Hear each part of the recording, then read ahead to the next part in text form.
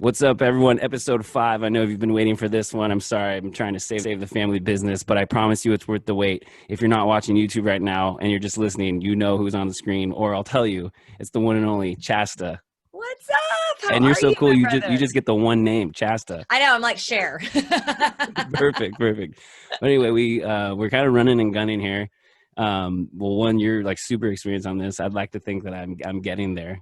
Dude, you're killing it. Are you kidding? I've Thank been you. catching up on your podcast. I'm loving it. Yeah. Any feedback on the first couple episodes? Well, I started from the beginning, and I mean, you started out with Tiger, which to me is the true celebrity in That's our the way to go. world.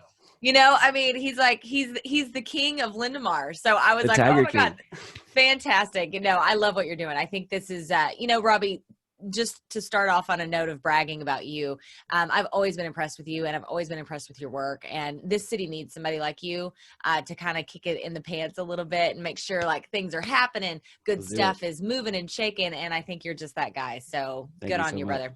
And that's the interview. Thanks for tuning in, And, folks. mic drop. Bye. Yeah, that was so good. That's the best intro. I couldn't have done any better. But for the folks who might not be familiar with Chasta, like tell us a little, like what's your elevator pitch? Because I know you probably do it all the time. But like, Yeah. welcome to Robby's World, Chasta. Like for the people who, the two people who are watching this who don't know who you are, like what's your elevator pitch? Yeah, so I work at 1077 The Bone radio station here in San Francisco. I am a jock on the morning show. I am a third party of a wild and crazy 3-part morning show. Lamont and Tonelli have been on the Bay Area radio waves for over 3 decades now. So I have been a part of their show for almost one of those decades. So I love doing that. And then after our show ends at 10 a.m., I continue on and I do my own midday show. So I'm on the air from 5:30 in the morning until 3 p.m. in the afternoon. Damn. And then I also host Soundwaves TV. I am a TV show producer and host in cahoots with other Pacificans. We can get into that if you want, that are amazing and fantastic and did Soundwaves TV long before I did. See, you're probably noticing a theme there. These established amazing things, they're there. And then I just come in and I'm like, hey, I want to be a You're part. the cherry on the Sunday. Right. So I do that. And then I also have my own podcast as well called Rock Your Life. And that's my little baby. And it didn't fit with my outfit today because I wanted to impress you with my night before Christmas outfit, but finally came in the mail. Oh my God, you have my shirt. That is amazing. And I was gonna wear your socks today, but I have a bone to pick with the socks. Has anyone bought the socks yet, or am I the first one? Yeah, a couple of people have. Have you seen them yet, or no? No, are they terrifying? I think they could be better, but it's not your fault. Oh, So okay. we might have to get a hold of Teespring For sure. because I need my girl Chasta to be looking good on the side of my leg. Hey, and I need that and your feedback. Face gets all It gets all wonky. yeah. Yeah. Well, no, first of all, I it's mean, on the seam, so it's like half your face. Like you couldn't even if you were just holding it. So I Oh, think they either weird. printed it on the wrong side. But anyway, that's not what this is about. But I got the shirt. Yeah. The Thank you shirt for the looks and heads up, feels though. good. I saw it on Instagram. You're like, hey y'all, this looks good. And I'm not just saying me, but like it feels good. And I was like, I gotta get that shirt. I love So you. I used Thank your you. love code. I'm not gonna lie, because times are a little hard out here. But Amen. Yes, amen. So- You need to launch your merch and I'll be all over it. I'm thinking of it. I just don't know what to do, but I'll figure it out. You like You'll figure it Teespring? out. Has it been worth it? Less Teespring has hassle? been or- awesome. I mean, that was something that I needed to know right there. But yeah, overall, I mean, here's the truth. I don't have buku bucks here, so Yeah. I'm not in a position where I can order a whole bunch of merch financially and then also have it in my house somewhere. I don't know where that would be, and then Yeah. be responsible for customer service and shipping all of it out. That's like a whole nother job. So that's worth So- cutting in Teespring on that percentage. Exactly. then. It's Okay, worth cool. it. Yeah, because I grew up in the band days where like we only had like a couple $100. You had to print it ahead of time, but now there's all these drop shipping and direct to garment stuff. So I'm It makes it definitely a lot looking into easier. it. Yeah. So if you'll rock the Robbie's World merch, then In a heartbeat. Okay, sweet. I'll be your first customer. You I'll have to launch hook you it, up with buddy. like a Breaker City too, just in case. So Absolutely. I'm all in. I'll be like your personal billboard. we'll be each other's billboard, so it won't feel so self promoting. Okay, the humble brag crew or something. Cool. Yeah. There's HBC. You heard it here first. I love that. Anyway, so you've basically been on radio your entire life. You talked about sound waves. Obviously, I for the most part know about that, and Pacific Yep. knows about that. How did you get like what's the story? Let's just start a little bit with like in the radio, because a lot of people know you from there most. But Yeah. was it like an internship thing all the way to there, or did you like? It's fly the or, best like, story. okay, It's give it one to of my me. favorite stories in my whole life. So when I was in college, I had never thought about being a radio broadcaster. I love radio. I'm one of the biggest music junkies that you'll know through and through. But I had never really thought about being a jock. And so I was in college getting my degree for public relations and communications. And my mom was getting remarried and I wanted to throw her a bachelorette party, as you do for your mom when she gets married. And so I called up a radio station because I wanted to win tickets to Aerosmith because I wanted to take her for her bachelorette party. That's awesome. With some girlfriends. I wanted to take her to Aerosmith. So I call up the jock there. His name is Greg Zubek. He's still there, by the way. This is a long time ago. We'll tag him. Maybe he'll share Yeah, this. yeah. Give your boy some engagement in Ohio or whatever. Or where did you say? Oklahoma. Oklahoma, same thing. Yeah. So he gave me my first big break. But anyway, so I call him up. We're chatting, having a great conversation. I made him laugh a couple times. And over the phone, he offered me an internship. And so I went to the radio station the next day to chat with him about it. And I was like, this is the coolest thing ever. It's not paid. And they asked me if I was going to get credit for it. And I was like, yeah, of course. Absolute lie. I mean, I made up the letterhead and the whole program was completely made up. They call that riding a horse. Just, yes, I can. Yes. I was like, well, I'll figure it out. So I totally lied, but I was not going to miss out on this opportunity because it was just too cool to mess up. And so I was like, yeah, no, for sure. And I got that internship. And then long story short, about 6 months later, I had been working there. You know, I actually created my own little local rock show at the time. And I was doing that. That was my baby. And then one day, the midday girl did not show up for work. She actually had a car accident. It wasn't her fault, but she didn't show up. And we didn't know at the time what had happened. We just know she didn't show up. And so the boss came over to me. And I was sitting in my little, intern pod, and he's like, come with me. And he walks me into the studio, this massive studio, to this massive rock station. Everyone I've ever known could hear this. Huge, huge. And he's like, okay, here's a couple buttons. This is how you stop the music. This is how you start it. You're on. And I was like, huh? And so he walked out of the studio. I puked in the trash can, and then I went on the radio. Damn. And did you have like the radio voice just instantly like, hey, it's Chasta, just like automatically just like a little bit. Is there recording of this somewhere? I mean, once I got there as an intern, I got fascinated with it, right? And so I was like really studying everything that everyone did and every single word that they said. I was really, really studying it. It became very serious to me, but I was in no way ready. I mean, it's awful. I have that tape in my attic somewhere, and honest to God, I need to get it out. I think it's time. Yeah, I would cringe. I'm sure my voice cracked. I just remember I came out of Pink Floyd and I went into Kid Rock, and oh, wow. I was terrified. So I'm sure I was like, Rock 100.5, the cat. I'm Chasta. I'm sure. And this is Ball with the Ball. yeah, totally. That's awesome. So that's how it started. Yeah, connect the dots between Oklahoma and then, San Francisco, the bone, and then we'll get into your love life a little bit. Yeah. Well, that's a huge part of it. So the fast forwarded version is I was on the radio. I actually, even though I sucked on that very first shift, I did some good work, and my boss recognized that, and he put me on a weekend show, and I worked my way up. And in a couple months, I got offered to be the third party on a morning show called Two Girls and a Guy. And so we were really, doing our thing. It was a country station. That one was. Nice. And we were doing our thing, and I had a blast. And I did a couple things for maybe like a year and a half. And then I graduated college, and I always knew from the time I was 5 years old, I'm going to Hollywood, period, end of story. So as soon as I got my degree, I was out of there, and I got my degree, and I literally left like a month later. I mean, as soon as I could like sell all my crap and just pare it down to what could go in a U-Haul, I left. And so such a typical movie. I love it. Oh, it's like the Oklahoma girl, Midwest girl, awesome, story. I'm watching. Yeah. So I get in the car with my then husband at the time. Breaking news, I've been married before. Ooh, I like this dirty. Getting juicy. It's not really dirty. It's just getting juicy. juicy. This is raw and real. Robby's real, baby. Raw and real with Robby. You're renaming your podcast. I thought you were going two guys or two girls, one, and then you're like, guy. And I was like, okay. Like, Chaz, I don't know you that well. This was way before any of that mess. Way before. And a totally different thing. Yeah. Anywho. So, so I was married at the time. So it was me, my husband, Jamie, my mom, and my dog. And we all trucked our way out to Hollywood. My mom helped us. She helped us get set up. And I have to say this part because it's like her claim to fame. We were so broke, so poor. She slept in the bathtub for a week until we were able to figure out furniture. And then she left and we were like, what do we do now?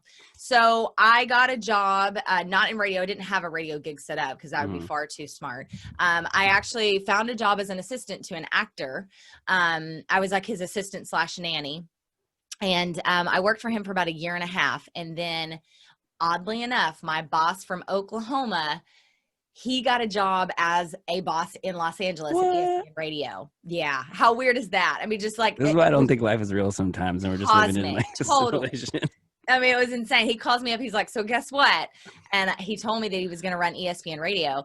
And he asked me if I wanted to get back into radio in Los Angeles. And I'm like, I am this podunk little girl off a, truck, the back of a turnip truck. And I'm like, Mama just left. Yeah. Hello, y'all. Are you kidding me? In Los Angeles? Like, no, what? But I did it. He gave me a job, and I stopped being an assistant for that actor, and I went back into radio. Wow. And then, and then the next part of that question is, how did I get here? So I was in Los Angeles working in radio, kicking ass, taking names. Like, I was doing the dang thing, and I got a divorce. And that it was weird. It was crazy because like maybe 3 weeks later, the very, very first time I went out in Hollywood on the Sunset Strip with my best friend was the night I met Jay. Don't tell me he was like playing the Whiskey a Go-Go and like he was playing the Viper Room. The Viper Room. Yeah. Because I actually had at that time I had a nationally syndicated talk show with my best friend and another girlfriend of mine. Through the radio or through ESPN or just this was through CRN. It was a radio gig, but it was like a nationally syndicated station. Oh, yeah, cool. So that was a big deal. It was cool. Loved it. And so I had a music segment within that show. So there was a reason for me to be out like scouting bands that night. And so I had been contacted by a band that opened up for his band. Wow. And so I went to see them at the Viper Room and they sucked. And so we were like, we're out of here. We were all pissed. And so we left and we're walking down the steps of the Viper Room and Jay's band starts, which at the time was Solid State Logic. Yeah. And I like stopped. My best friend and I stopped and we were like, okay, we can make something out of this. Let's go back up. That's cool. We went back up. And that was how we met. We met after he approached me afterwards, and we have been together ever since. That's crazy. So while that was happening, Jay was like my daycare teacher probably when you were yeah, totally. That was lying to get the job in Oklahoma. I think. Yeah, I know. I think I was watching Jay at Slim's when I was 5 years old. Yeah. So this was this was 2006. So you would have been like, when did you graduate? So fast forward, so I knew Jay when he was my daycare teacher, but 2006, I graduated 2004. And I remember being at Green Room Studios or either just running into him. And then he was talking about like, oh, this girl Chasta, like, cause you're coming up to do like a barbecue or something. Yes. Like, oh dude, you're going to marry that. Like, I really think I was like one who was like, oh dude, like, don't fuck this up, man. Like, yep. Like, you're not getting any younger. You're a good dude, but like, come on, man. Like, that's funny. I remember meeting you way, way back. I think at a Slim show. That was when he was teaching at Manor Music. Yeah.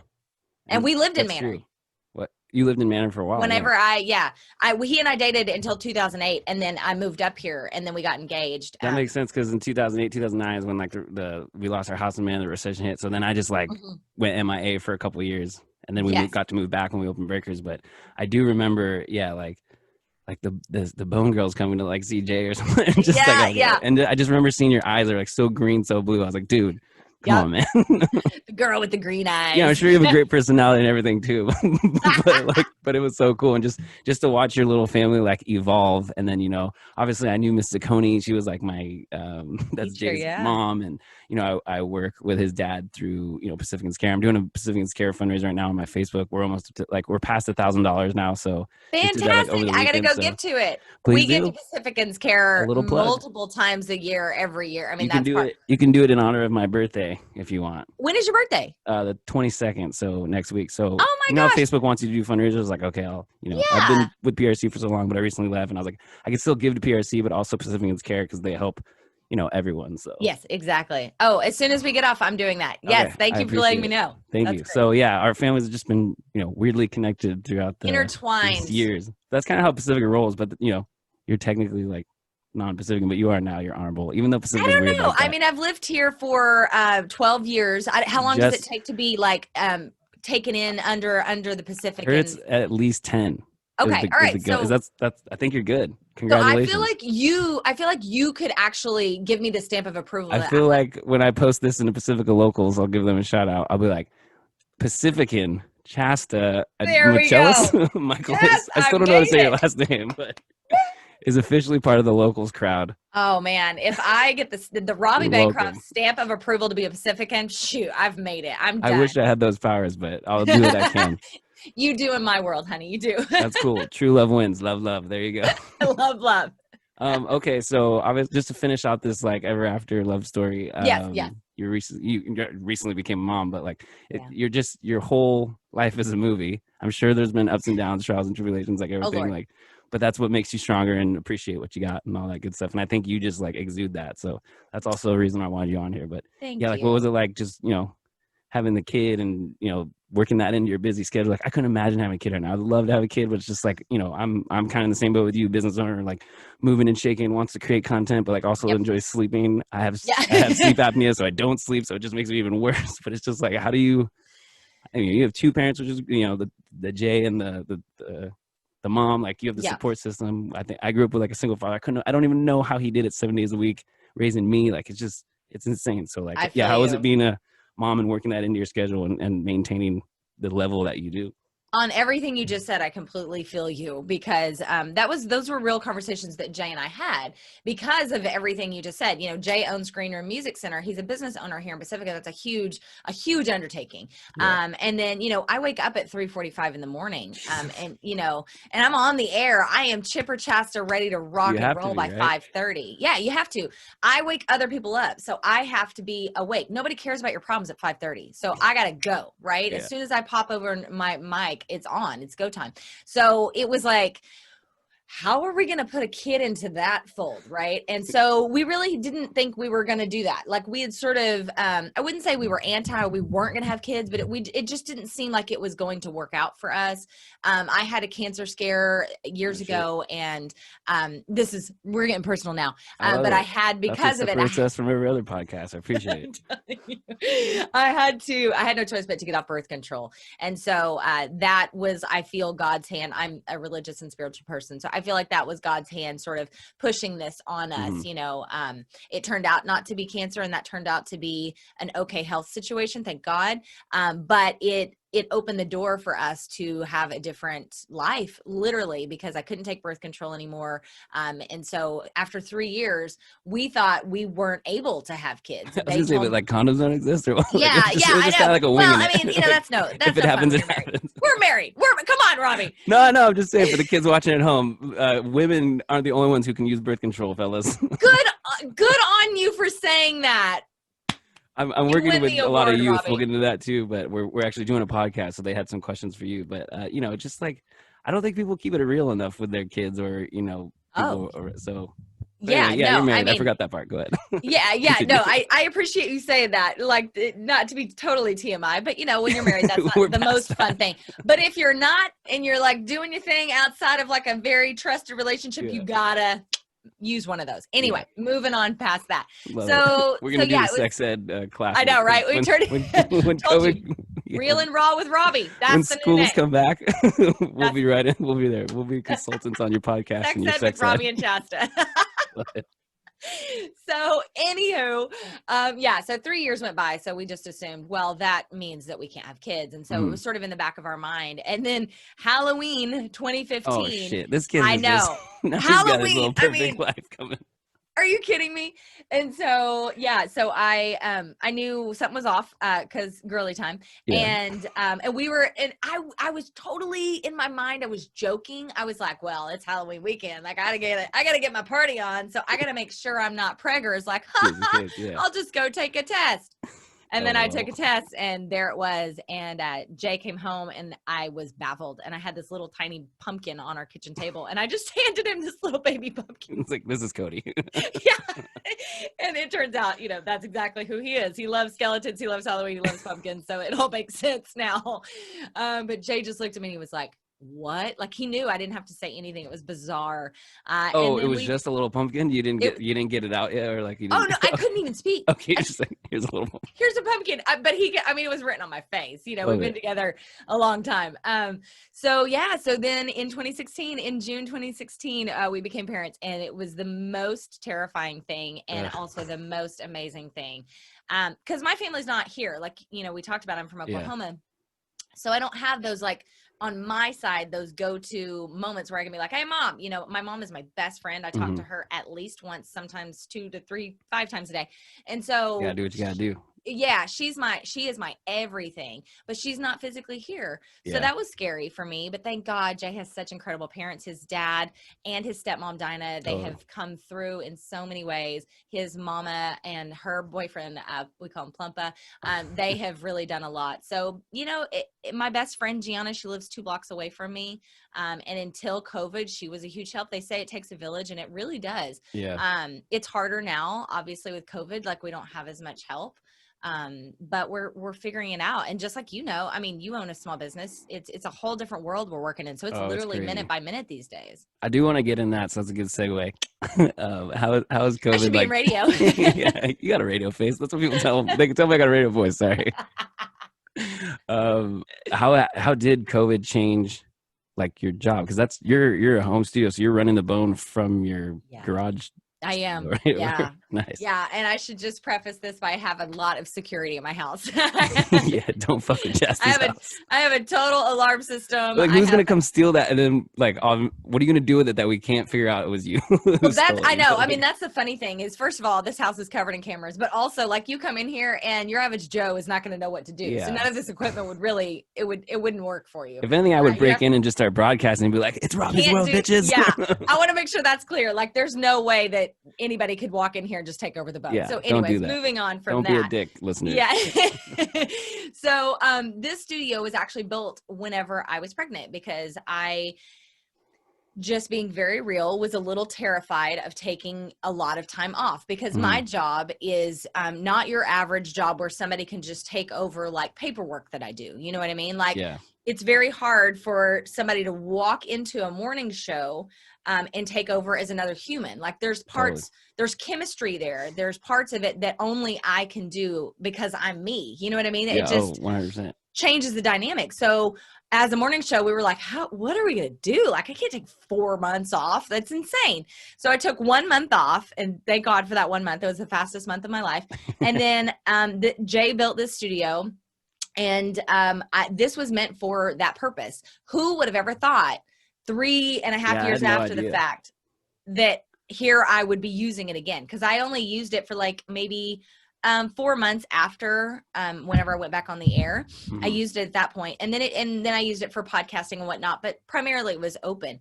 And then COVID hit, and I was like, oh my God. So we ramped this puppy back up, and I've been sitting in this box by myself since March. Yeah, I was gonna say, so, like, when did they make the call to have you not come in? Was it like around the March 17th shutdown when Breakers kind of closed, and it was supposed to be like that 2-week? Yeah, right. How cute were we? Just thinking, like, oh, we'll be fine. Yeah, for those who don't know or listen in the future, we're 10 months in now. Yeah.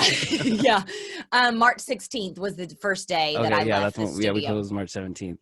Okay, and so it's just like Chasta's headed home, and then for the most part, the bone hasn't changed, or are some people furloughed, or like what? So part-timers are mostly furloughed. I took over working 7 days a week months ago. So I've been doing that. You know, we have a couple here and there, but overall it's just really the team, which is small anyway. We have a small staff at the Bone. The team just kind of pulled together and figured it out, because, you know, we have the 3 of us on the air in the morning show, and then we have our producer, Baby Huey. And then I do the midday show, and then our boss is also the afternoon guy. And that's our staff. Now, we do have a couple of part-timers. Joe Hawk, who's a mentee of mine. I'm his mentor. You know, Joe's awesome, Joe Hawk. And, you know, a guy, Ken Anthony. You know, there's a couple here and there, but that's it. I mean, it really did. It shook us. You know, Lamont and Tonelli, actually, Lamont right now is in the studio by himself. Tonelli is broadcasting just like me from his home. So, like, it's crazy. Technology. That's what I was going to ask. Like, where is everyone? And are they? I mean, Tonelli, he lives in Redwood City. So you've got him piping in, and here I am in Pacifica, and Lamont's in San Francisco, and by the magic of technology, here we all are together. And it's just insane. saying that can happen that way. And we don't see each other. We just talk. Yeah, but it's it's like hanging out with old friends at that point, right? Like you guys kind of have that chemistry. Those boys have been on the air together for 31 years. I've been a part of this for almost a decade. We finish each other's sentences. We know where we're going. We don't script much for the show at all. We have bits that we do that we'll play that are pre-produced and stuff. But I mean, it's just us. It's like hanging out at a bar with us for 5 hours. That's good. I think that's why you guys have been on for so long, and as radio gets smaller and smaller and smaller, like you guys are kind of standing the test of time. I listened to you guys probably for like 3 years straight because I was commuting from Belmont to Mountain View. This is like right after the recession. We landed in Belmont, and I was working at Google just randomly, and then me and my friends would just like listen to the prank calls or whatever, and then for the rest of the whole day, I'm gonna do a horrible impression, but it's like at the end, he's like, "It's Lamont and Tonelli, we got you," and it's like not even that funny. It's like, who is this? but like the whole day, sorry, like, what? we got you. It's Lamont and Tonelli. But then like Chasta would come like, "Oh, that's my girl." And then with the weather, because the freaking. Sometimes it takes like 2 hours to get there, 2 hours to get back. But that's I feel like I knew you. Commute. That's how I got to know. Yeah, it was really bad. And then you try to cut 280 or all that crap. It was awful. I'm like, oh my god, the pay was okay. The friends were amazing. The free food made me super fat. And like I was gonna say, there's a lot of perks at Google that you don't get. At least in my career, you don't get that kind of stuff. We have a break room, but you got to buy your Snickers. Out of the vending machine, just like get stuck. It's like tough. Like, oh yeah, it's like, but I'm on the air in 5 more minutes. I gotta. Yep.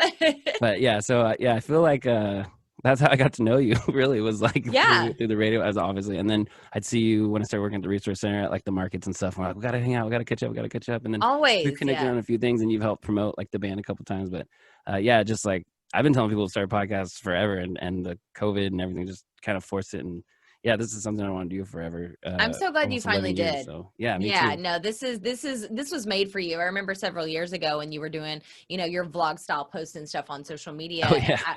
I loved it. It's a lot of work to edit. That's why I like this. Just Zoom. Thank you so much. I know, right? I know. Thank God. I used to do YouTube videos too. And I mean, that is such a beast. I think YouTubers get a bad rap because people are like, oh, you're going to be a YouTuber. You're going to make money. You know how much work? I mean, you do know how much work. Yeah. But the average person doesn't realize what an undertaking and crazy how hard it can be to produce content that's interesting to people. And then also putting it all together. Like, you got to edit and you got to post and you got to create the social media post. And I mean, it's a lot.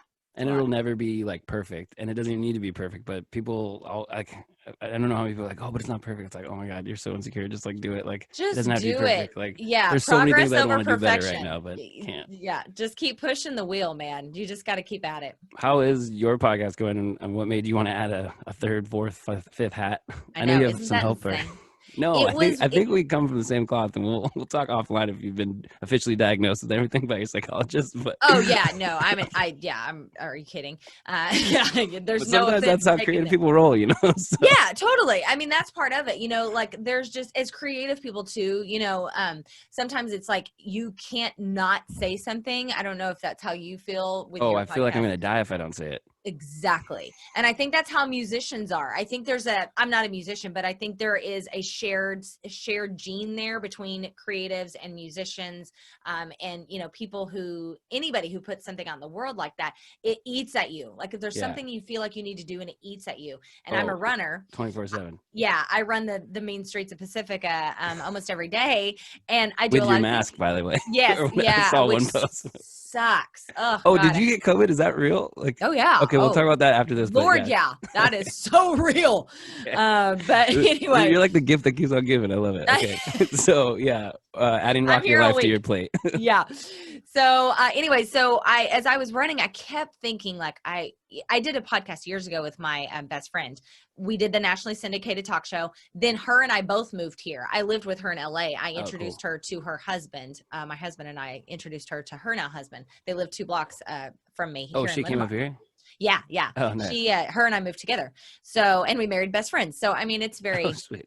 Do I know him? Or you probably do. Pete Franco. No. Yeah, he's a bass player, a musician, surfer. Bass players, you gotta watch out for them. That's my stepdad. You really do. You really do. Drummers are the worst, but bass players are silent but deadly. They're right. And they're, they're in cahoots. They're always they always want to be the lead singer. Man. Totally. So anyways, yeah, I would always think when I was running, like, I want to get my own podcast. Gianna and I had a hard time doing it together just for scheduling purposes. She's a mom of 2 kids. And so I was like, you know what, I'm going to go for it. There's a lot I want to say. And I kept hearing this like whisper, and out of nowhere, Rock Your Life came into my head. That's the name of my podcast. And really the idea is super simple. It's basically whatever you're doing in life, rock it. Your work, rock it. If you're, in fitness, rock it. If you're, whatever your nutrition is, like, do it max capacity, do it the best that you can do it. Just rock it. And so Rock Your Life became my whole mantra. And I wrestled with doing it for far longer than I should have. And then finally I did it. Just like you did, I'm sure. That's awesome. When was your first episode of Rock Your Life? It was this year. It was during COVID. Yeah, it was April. Like I said, I had been a podcaster on previous podcasts for years and years and years, but doing one on your own is a totally different beast, as you well know. Yeah. So it finally took launch in, I believe it was late April. That's cool. Were you doing like solo episodes, or always kind of like interview style, like with a person, kind of like we're doing now? I do a lot of each. I've had guests. I have an assistant, Sydney Krim. She's also Pacifican. Hi, Sydney. I added Sydney on Facebook. I hope that's not creepy. Oh no, I'll explain. That Robby guy, he's not a creep. I'm gonna help you. You're gonna help me. We'll help each other. Sydney is amazing. Like, she's a dream. I know. I need to build a little squad. I want to be like CNN. I have media goals, like Pacifica Media Company, just something boring like that. But we will literally just save every single business, artist, musician in Pacifica. Like, that's what I'm trying to do, dude. Okay. Yes, go team. I'm with you. I'll send you the the lowdown project. Yeah, right. The other project we're going to take on. That was a huge part of why I became a member of Soundwaves, because I loved what Soundwaves was doing, and I wanted to really push for a local angle of that. Totally. Because Soundwaves had always been this really big, entity, as far as they did whatever they wanted. That was the basic point of Soundwaves. They had fun, they did whatever they wanted, and they played music. And people were like respected them for that and followed them for that. And totally, everyone did. Everyone always has. They've been around for years and years and years, but they were mostly playing like, bigger artists and whatnot. So when we got together, they asked me to co-host a Christmas show a couple of years ago, and then after that, we were like, okay, we gotta bring back Soundwaves, the show. Like, no, I thought that was such a cool move. Like, yeah. And so, but when they did, they were like, well, what do you want to do? And I'm like, it's got to be local, because I push local music on the bone. I, as you heard, my very first radio job almost 20 years ago now, the very first thing I did was my own local radio show. So I've done this since I was 19. Local music, it speaks to me. I love musicians. I married a musician. That's like, that's always been my thing.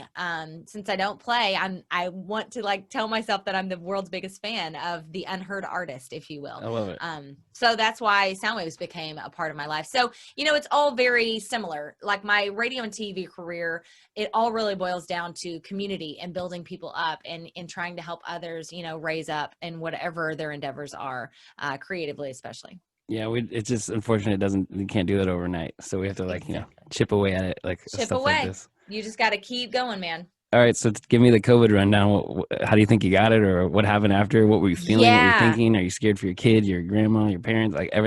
Walk me through it. I know you're probably not in the worst position to get it, because I know friends who got it and like, oh, it's whatever. But it's like, no, you're really blessed to be in the position you are to be like, it's whatever. But yeah, that can take you out of a lot of things. So what happened?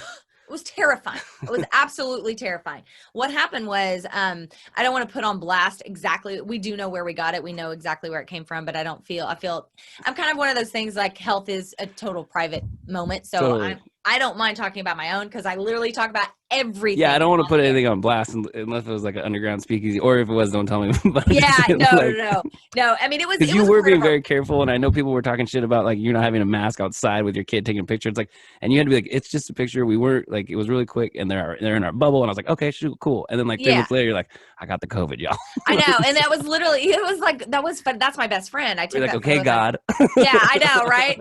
That was my best friend, and we weren't even close to one another. The funny thing is, the picture, you can see if you look at it, they're like 10 feet behind me, and they actually it wasn't an alarming picture at all. Wasn't an alarming picture, and that was honestly the only time we have seen them since. I haven't seen her since July, I think. That's because crazy. Her mom has cancer. So we're being uber careful, but you're only as strong as your weakest link. And I don't mean that in a bad way. I just mean that if one person does something that puts them at risk, then it puts your bubble at risk. Slightly questionable, then there you go. We all know that we're taking risk in some way, right? It's like risk assessment 2020. Yeah. That's all it is. It's, when and you can't be perfect. Like even I catch myself doing things, I'm like, oh, I just mixed that household. What shit?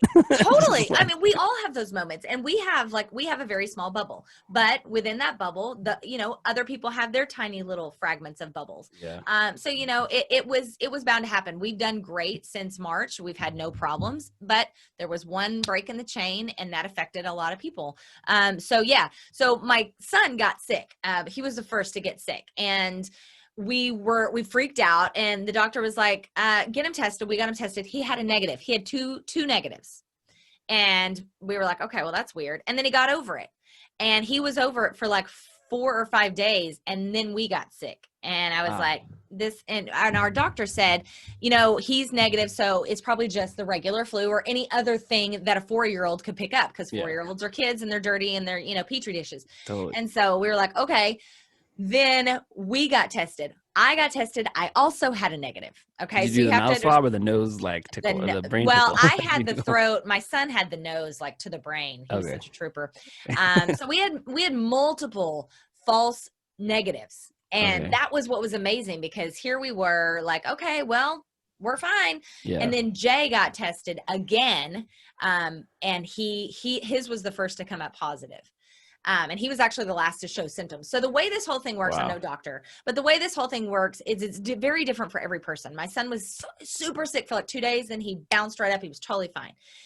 Jay and I got sick, and we were down. Like it was awful. I cannot express to you how bad it was. I mean, there was a brief moment in time. There was one morning we woke up and we thought that we were gonna have to go to the hospital. I thought you were like, we started doing our will and trust. We're just like, we were, trust me, we were close. Like there was a moment where Jay was like, do we need to go to the hospital? And I was like, I didn't know how to answer. I was like, I don't know, because you're supposed to just quarantine basically, or like wait it out, or just see if things get worse, or like. Unless you can't breathe. And the last thing I want to do is take like a bed for somebody who is worse than me. So then you're like, crazy. You're so sick, but you're also like assessing like, how sick am I sick enough? Yeah. I don't know. I feel like I'm on death's door. Is that sick enough? Like, I don't know. Yeah, like something's knocking. I don't know.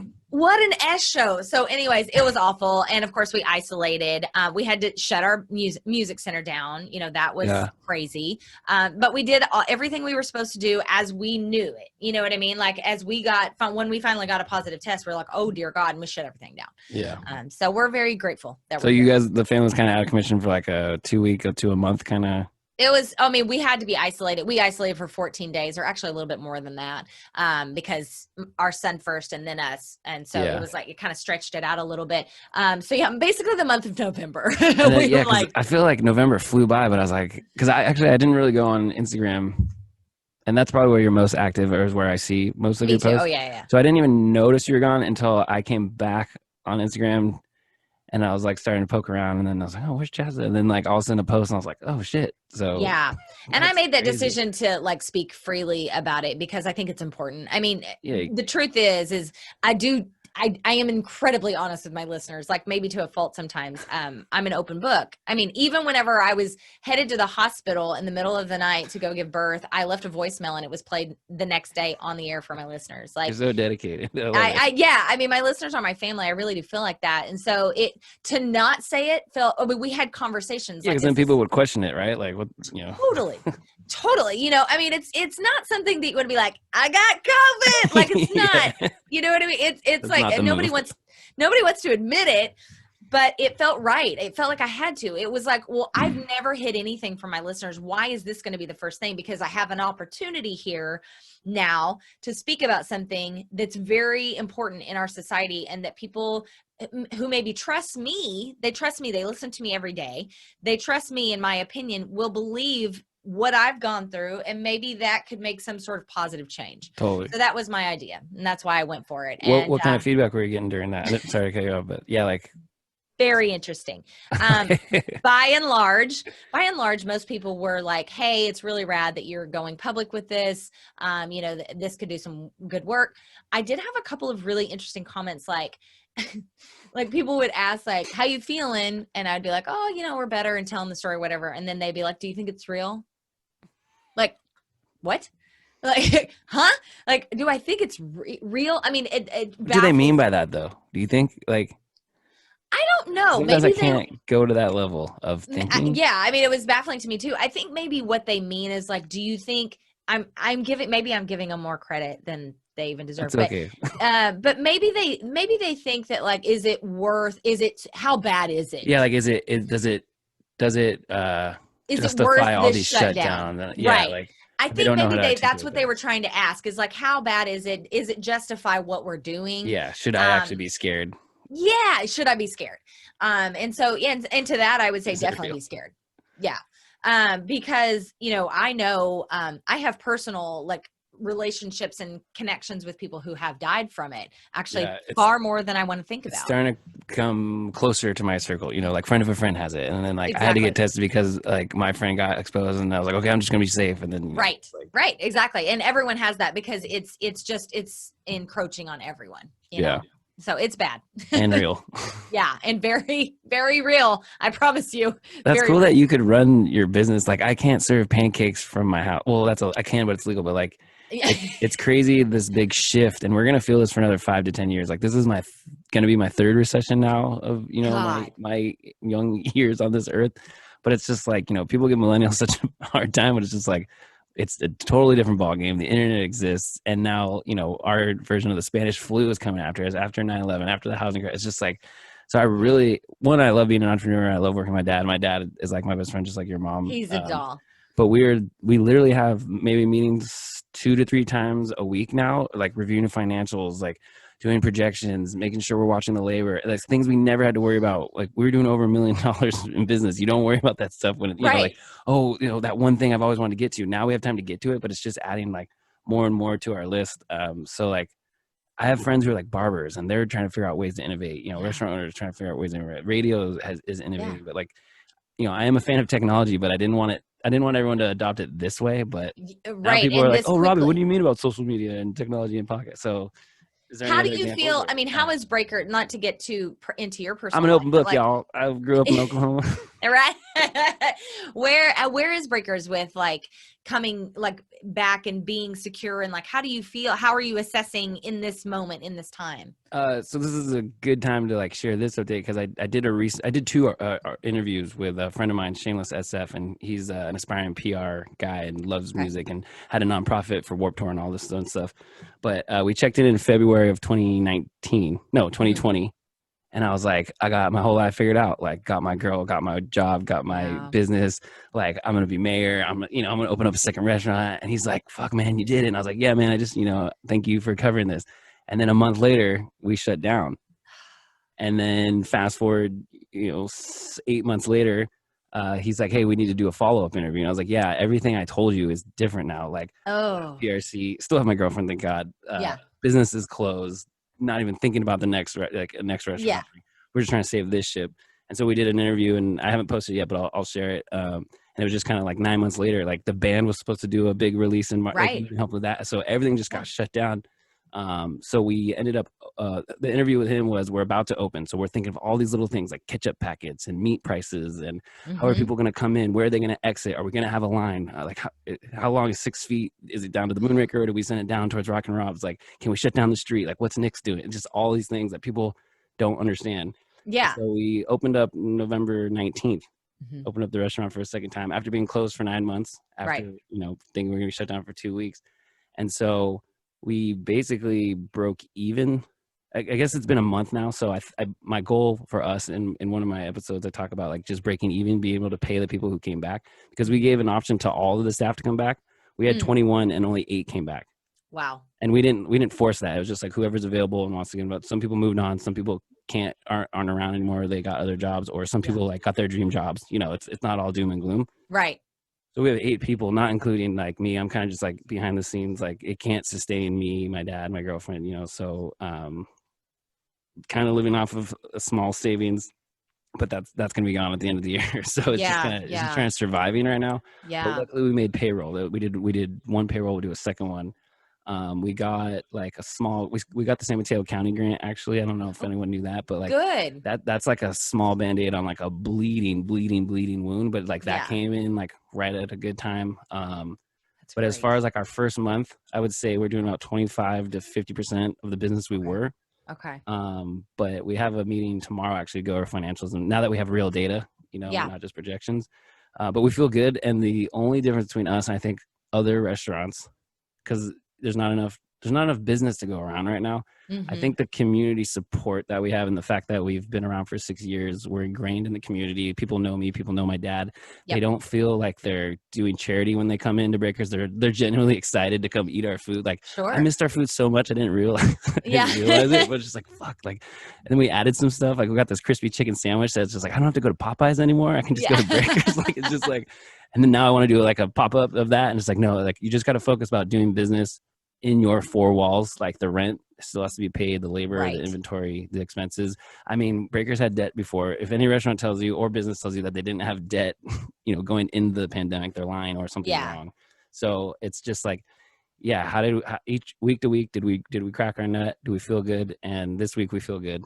But if we're waiting to get our outdoor permits actually for outdoor seating, that will help. That's maybe great. Put 20 people in front of Breakers. That's definitely gonna be better than just to go. And then honestly, we have a feeling that's gonna get shut down because San Mateo County is the only county like holding on for dear life. Right. But then people are coming from outside of counties in our ICU beds. There's like 6 ICU beds or something like left or something in the Bay So we're Area. right on the cusp. Maybe even by the time this is posted, it will probably literally any minute. Like my phone can go off and it's like outdoor seating is not going to happen. But we can still reserve those spots. Maybe it's curbside pickup. Or we just hit the ground running in January, and now we have outdoor seating takeout. We're really looking into delivery. I don't want to use DoorDash, but people are asking us for delivery, and we can't just launch a delivery angle, arm of our, like, is it going to be me? Is it my dad's? Like, there's so much, it's not as easy as just getting in your car and bringing you. Yeah, people don't understand all of the nuances in small business. It's I just hate soggy hash browns, man. Yeah, I know, right? Exactly. I hate soggy hash browns. So. You don't want to deliver. I mean, there are things, in other restaurants here in this area that won't deliver because of that, because they're like, our product won't work. It doesn't translate that way. And we don't want to give people a shit product just because they feel bad about us and want to order. Like, I either want to give you a gift card or come enjoy it with us. There's like benches all over Rockaway that people probably don't know about. You can eat there. Not the Moonraker benches. You don't sit there and eat. Don't sit there. Some people try to eat Breakers food at Moonraker. I was like, no. No. That is the public right away, but it's okay. You talk about soggy hash browns. You're really in for it. Oh yeah, actually, Nick's had to move their outdoor seating back because the waves were crashing. I bet. I bet. And it's just the winter. It's the worst time. So yeah, I know. I haven't. Where do you get your food? Do you cook? Are you guys cooking? Yeah. Is Jay like a chef? Or like, what's going on? I cook all the time, but the odd part is that we really have been so safe, even though it still ended up with COVID. Your world kind of. Yeah, we've been super careful. Well, and you didn't open until the middle of November, which is exactly when we got COVID. Yeah. So we haven't been back out. But now that we're COVID-less, we can come back and support you. We'll get some chocolate pancakes for the Yes. I'm all over it, man. I'm a breakfast burrito kind of girl, but I'm all over it. So that's what's crazy is I never had the chance to look at the analytics, but the breakfast burrito was already killing it before, but it's our top seller, and I would have never guessed that. Really? But literally, we sell like 15 to 20 breakfast burritos a day. We're like, what the fuck? Like, should we just do breakfast burritos? Like, why do we have all this other stuff? So there's some sort of magic in that thing. I don't know what it is, but okay. If you have any suggestions to make it even better, like I kind of want a different tortilla, but like you tell me, because I want to bring that to like if it's our top seller, maybe that's all we sell on DoorDash, because I need to make up for that 30%. That's actually not a bad idea. So. Yeah, no, I really have no complaints. It's delicious. So keep doing what you're doing. Good, thank you. How are we doing on time, by the way? Because I don't have my glasses. Oh, let's see. I probably have like 5 or so more minutes. Okay. I had the questions from the youth. It's the Be the Change Youth Coalition. We're doing a podcast called It's Always Something. And let me pull up there. I love this. Yeah, it's super cool. And like their first topics were like the election. The last episode was about like systematic racism. It's like so much cooler than the shit I'm doing. But I just love, they just took it and go. They don't even like need me on the Zooms anymore. It's like super That's cool. amazing. How old are the kids? This is Oceana High School, so 17, 18 years old. Okay, it's with Mary Beer. She's doing prevention work through the county, and so she has a grant, and then she works on site. Well, did virtually on site. Wow. So fantastic. They definitely want to know if you would be interested in like speaking to them. Obviously, like your experience about podcasting, which they can kind of watch this and they'll get a good idea of that. And I said your answer would be like, heck yeah, or something like that. Yeah, absolutely. Okay, cool. I spoke down in Southern California, a group of, or a school class of fourth graders yesterday. So that was cool. It was amazing. Like, it was super weird because obviously it's on Zoom. So like the teacher brings them all in and it's like, and there's all these little boxes and I'm like, whoa. But I did that and what a blessing. It was really amazing. Did you get your answer of what the success means? I think I saw that. Was that the post? I did. Yeah. It was funny because I put that up and I think people sort of thought like I had no idea what to say. Like it kind of got lost in translation. People don't understand social media. It's like, I'm dumbing down my questions to get feedback. Right. Exactly. Like, thank you. Like, I just wanted to sort of, hear what other people had to say on the topic. I already knew what I was going to say, but either way, it doesn't matter. Yeah. But no, it was really great. And then they had Q&A, and then they wrote me little letters and drew little pictures of my Rock Your Life podcast logo. And it was such a blessing. So yes, I'm like, I want that to be my new thing, like talking to classrooms. So yes. Awesome. What did you tell them success was? Was it like being not money, right? No, I didn't. That has never been for me. Yeah, I was raised with no money, so I know how to run off no money. But I basically told them, no, this was for fourth graders. So, I was speaking to younger children, but I basically told them that for me, success is if I can go to sleep at night and lay my head down on my pillow and feel like I did two things professionally, that I respected my job and my coworkers, that I put the best work out in the world that I could for myself, for the people that I work for, and just for the job that I have and I love so much. If I feel like, you know what, I worked hard, I put some good energy into that, we did some good things, that's number one. But also, success isn't all about professionalism in your job and your career. It's, for me, it's about family and friends too. So if I can check that box as well, my family and my friends, they felt love for me. I supported them. I showed up in the best way that I know how for them. If I've nailed those two things in some way that day, I can lay my head down and feel like I was a success. That was really good. I think we're just going to clip that. Thank you. That's the end. Where can everyone find you? The questions were already answered in the podcast, so I had a premonition that they're going to. So we didn't put that on the back burner. But okay, good. Where can people find you and support you? Yeah, so I am all over the place, and my real name is Chasta, so I'm not super hard to Is find. That a question? Everyone asks that. Is that my real name? That is my real name. Is COVID real? Is that your real name? Yeah. Everything about me is real. It's not Shasta like. I know, right? I should say that, Chasta with a C.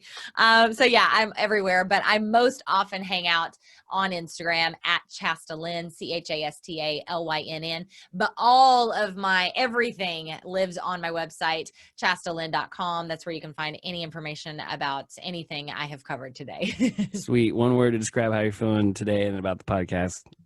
Warm and fuzzy. That's more than one word, but nice. It counts. Thank you so much for doing this. I have a feeling we'll do like a part 2 down the line. If you have any more ideas for me or suggestions, let me know. We'll see you at Breakers. Yeah. Shout out to Cody and Jay and the rest of the fam. Thank you so much for taking the time. Tell everyone we said hi and we love them. Yep. Love. All right. Love. Peace.